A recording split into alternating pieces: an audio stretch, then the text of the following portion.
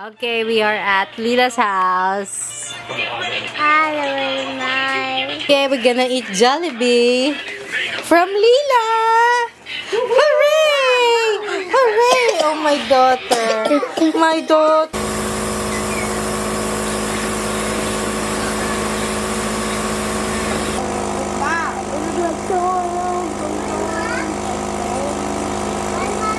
Five, 6, 7, 8, 9, 10. Ready or not, here I come. What's that? I found you. Follow the train tracks and they'll fall or you are gonna accident. Someone in the wheel. Baby. What's that, Gab? It's a plan. Follow when I'm speaking, okay? You have to seek from me, okay? Tiny bubbles. Paano dati wala na si Tay? Tingnan mo, nilalapitin mo pa. We got flowers for you. Wawa. Wawa. Mom. Oh no, Gab. Red. Yeah. Let's just keep it. So we can... Keep it na, dear. But Mom. Here you go. Oh, thank you, dear.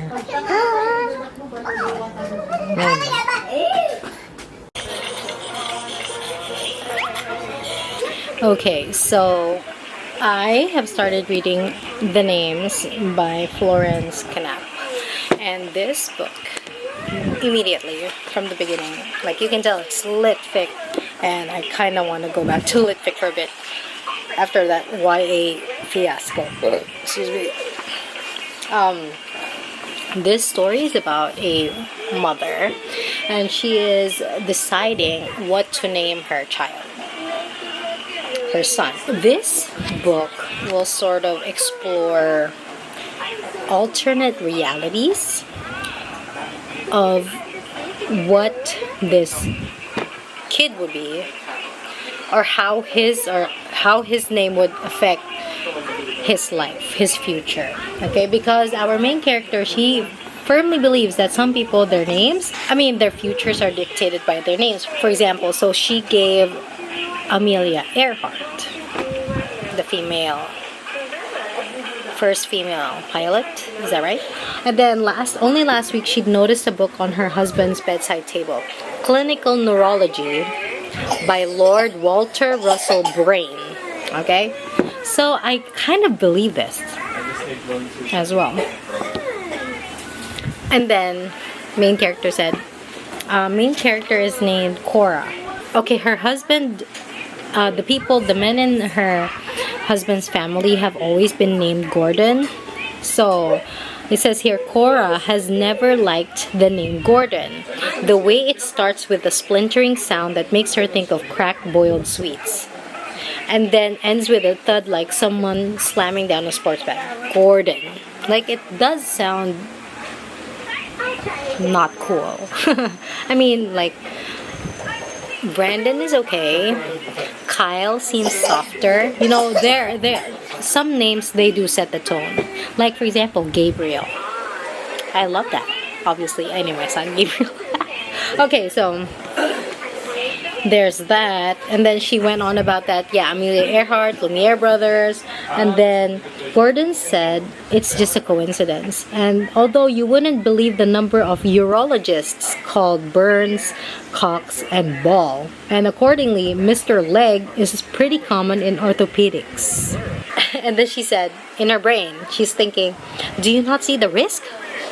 Do you not see that calling our son Gordon might mean he ends up like you? Oh, it started raining. So yeah, there's this discussion about names, hence the title. And this is something I'm very excited to read. Ooh, I just realized that this book starts October 1987. Same month.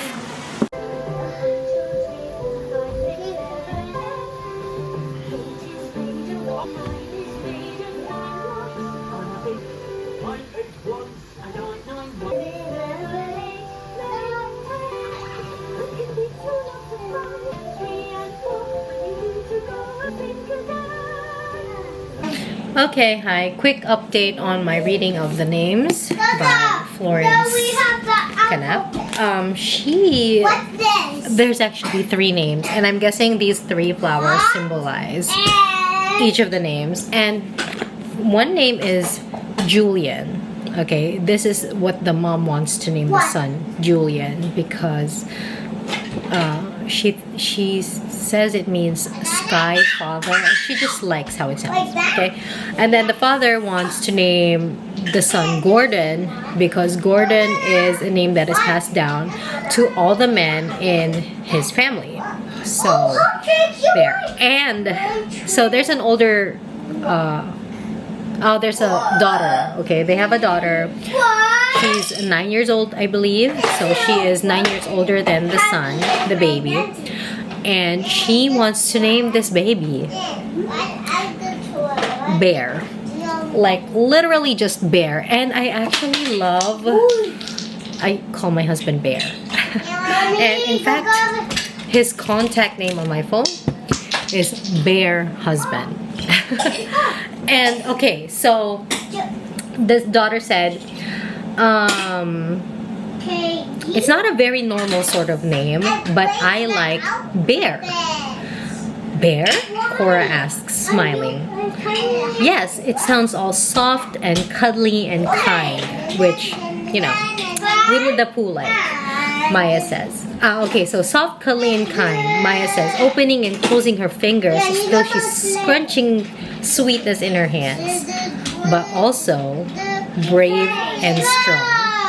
And I think that is so cute. But you know, naming a person Bear is kind of crazy. Okay, so we have 1987, right? And then it tells us what happens if it's the boy was named Bear and if the boy was named Julian. Or also, here's where the parallel stuff is going on. What also happens when his name is Gordon?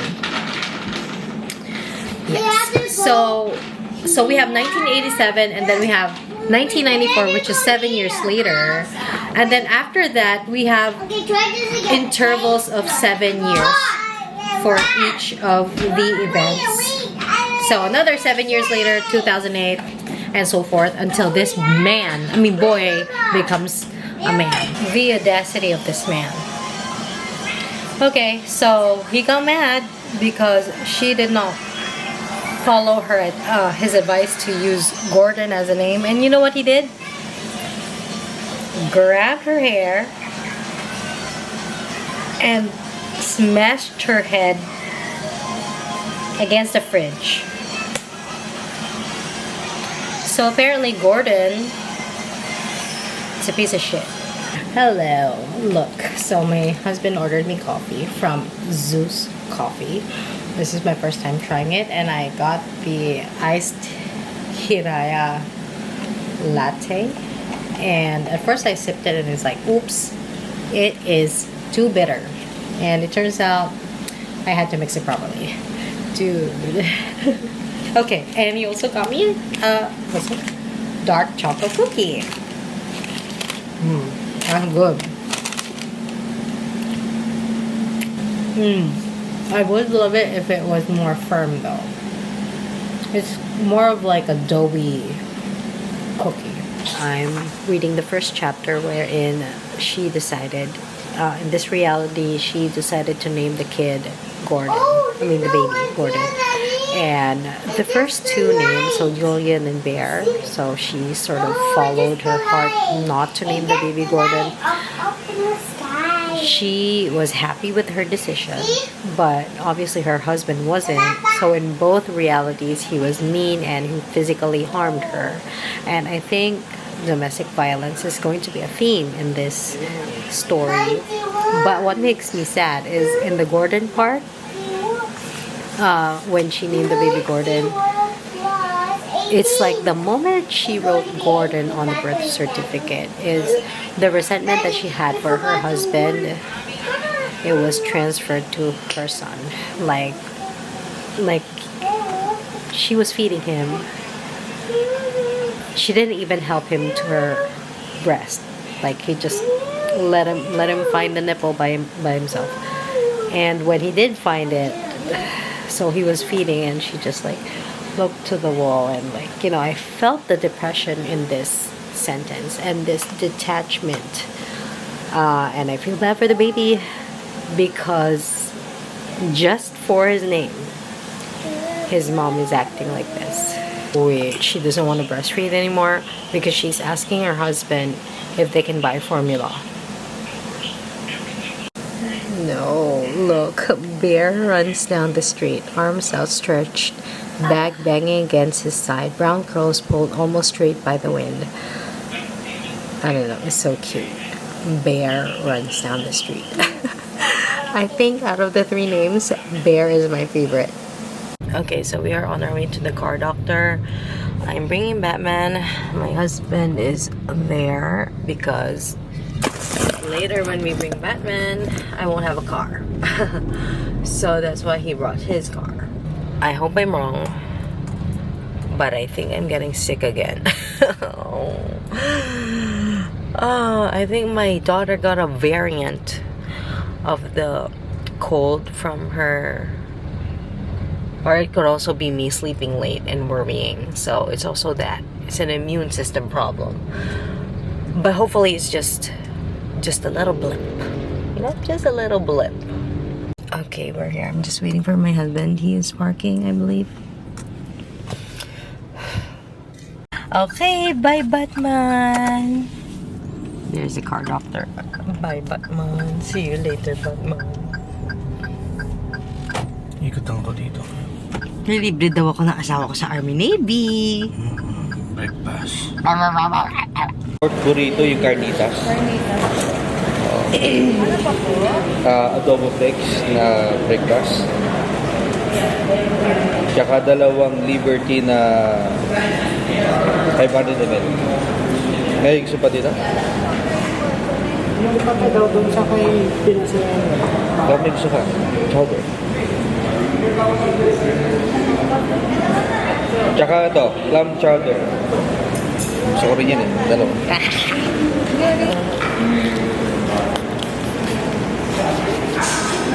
Okay, I don't think that the tabs I'm using are particularly matching because I think this would have used more of the blues, but this both had the orange and the purple, so that's why I chose this palette.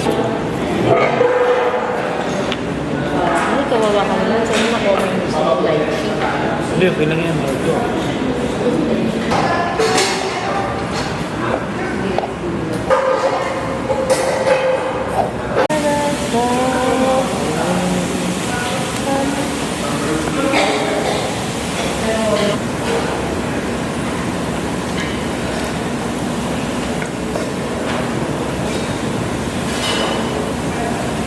Here's why I especially love this Kipling bag.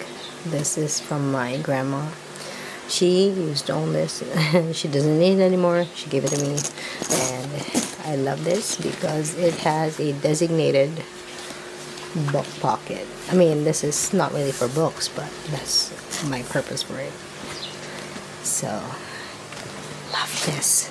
By the way, I also finished a book, Strange Houses by Uketsu, and I've read Strange Pictures, gave it 5 stars.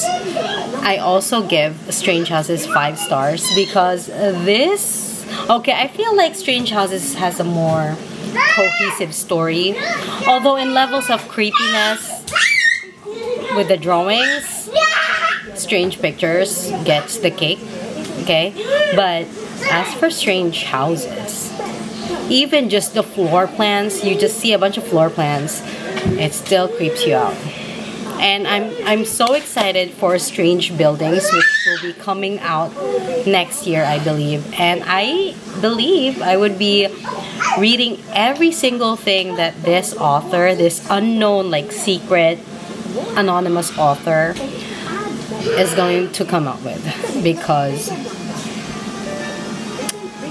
he is incredible. He or she, not sure if there's records of that online, but the creepy levels is amazing.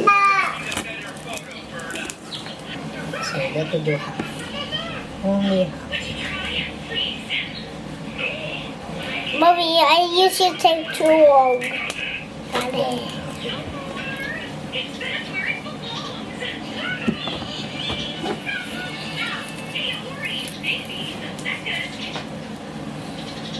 okay, I haven't been on here because I did indeed get sick. But also, I was busy. Yan Yan had her United Nations Day thing. It was fun. Super cute.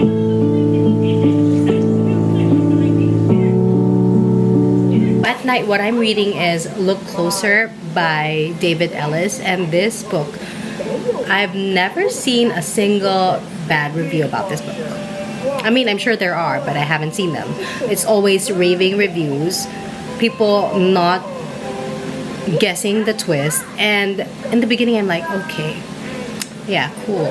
It's like your typical whatever story, but there are journal entries, there are multiple characters that have a depth in them, and also they have secrets in their past. And we already know what happens in the beginning of the book, and then we kind of go back and forth in time. So the way that the events are being revealed is very interesting, and that's why I keep on reading it. And I want to know, not because of the story mainly, okay, I want to know why people are so blown away by this book. And I'm thinking, could it be like a mistaken identity on the part of the reader? Like, you're led to believe that this person is actually this person, but actually they're another person. I'm thinking it's that, because why else would it be mind-blowing by the looks of how the story is going on? I think I am around 30% through or 40% through. But that's what my current read is at night. I just dropped off Yan Yan. We finally opened the balikbayan box. But I still have to sort some stuff. Lots of candies and clothes. Thankful for that. For the kids especially. Yeah. And I am having my coffee. I woke up late today. And I'm being very happy because I realized I have not opened the camera in a couple of days. All my white diamonds and loves. Love that app. All my white diamonds. Get this, okay? You are staying in your marriage to reach the 10-year mark. Okay, you need to reach the 10-year mark because then you would be able to access the trust fund of your husband. Okay, so you have approached this like finance guy, and he said, yeah, I'm willing to help you, and they have an affair. Now we go back to the husband. The husband is not in love with his wife anymore. They're both not in love with each other, and they have an understanding about that. But what the wife doesn't know is that the husband has been rekindling a relationship with his first love. And this first love is like, you gotta divorce. I mean, she's also married, but she's like, we gotta divorce our spouses and we should get married. Right. And then, like, it's so obvious to me that this girl, the first love, is just wanting the money of the husband, right? But get this, the husband doesn't want to file a divorce with his wife, because if he does that, then the wife won't get any money from his trust. Okay? So the wife is like sneaking around, basically trying to make sure that they reach the 10-year anniversary, and then plotting everything, like investing the money, blah, blah, blah, before she leaves the guy, because she wants to get the money from the trust, when all of this is useless because the husband is actually willing to give her half of the money. So there's like $20 million, and he's like, yeah, I want to share this with my wife. Okay, we've been married for 10 years. Like, he literally is going to give her half of the money. But here's the problem. because the wife has found this finance guy, and this finance guy is a scammer. So he is out here scamming rich wives who are unhappy with their husbands, and he tricks them into giving him the money so that he can invest it and, you know, grow it, basically, is what he's trying to do. So this is getting so messy, and I'm here for it. Okay, I'm super here. I finished Look Closer by David Ellis, and I can see now why it has surprised a lot of people and sort of like blown their minds. As for me, I was very shocked by the plot twist, but also there were parts of the book that felt not interesting.